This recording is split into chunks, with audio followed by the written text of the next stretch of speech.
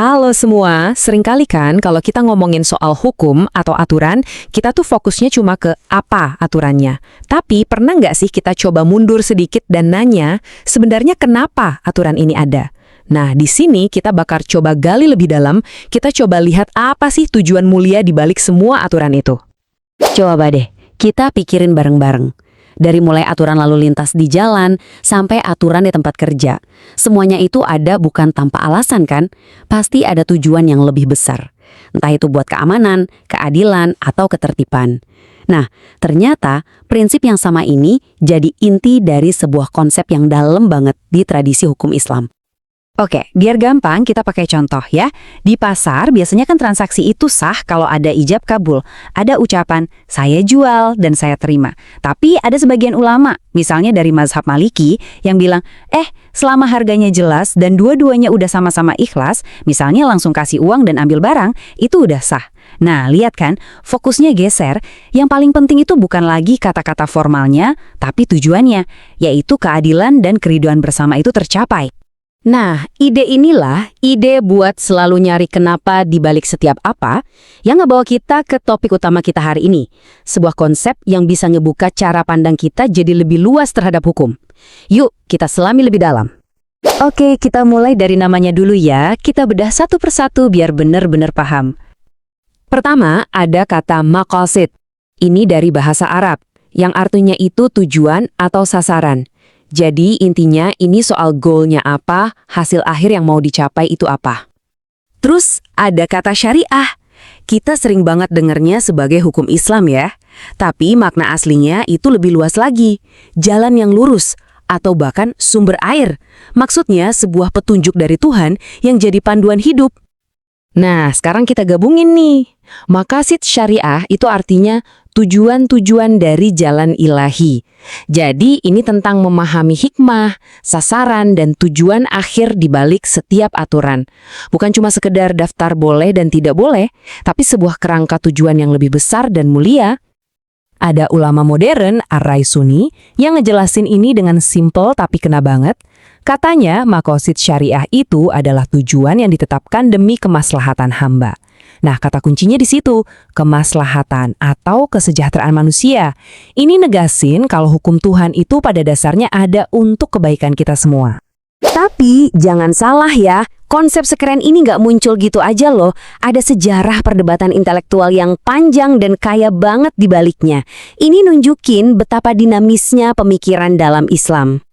Pertanyaan mendasarnya tuh gini.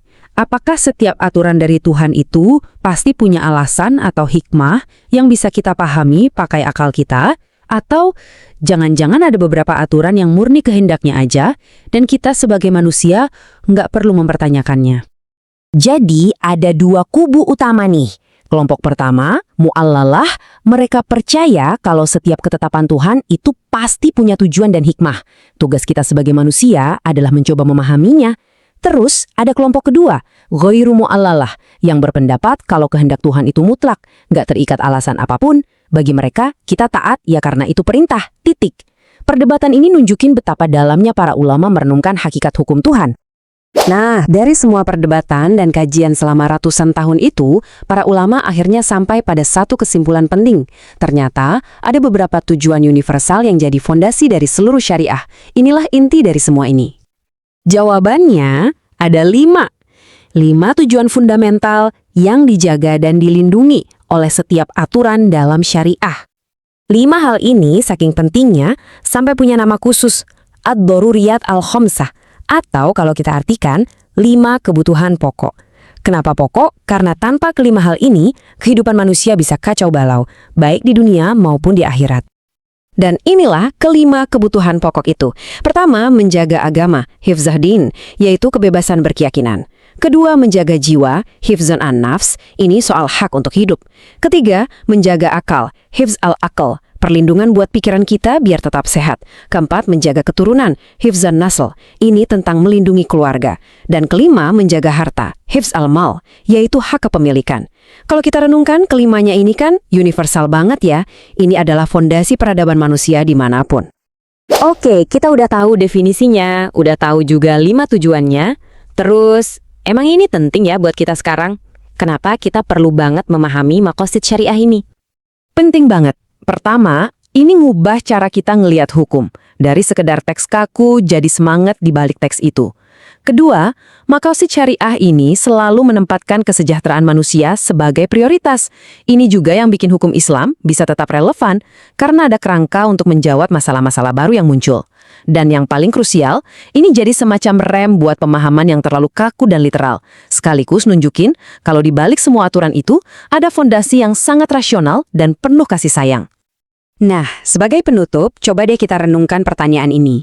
Kalau kita mulai pakai cara pandang ini, selalu mencari kenapa di balik setiap apa, bukan cuma dalam hukum agama, tapi juga di aturan sosial, hukum negara, bahkan dalam obrolan kita sehari-hari, kira-kira gimana itu bakal mengubah cara kita melihat dunia? Ini seperti kita punya lensa baru untuk melihat segala sesuatu.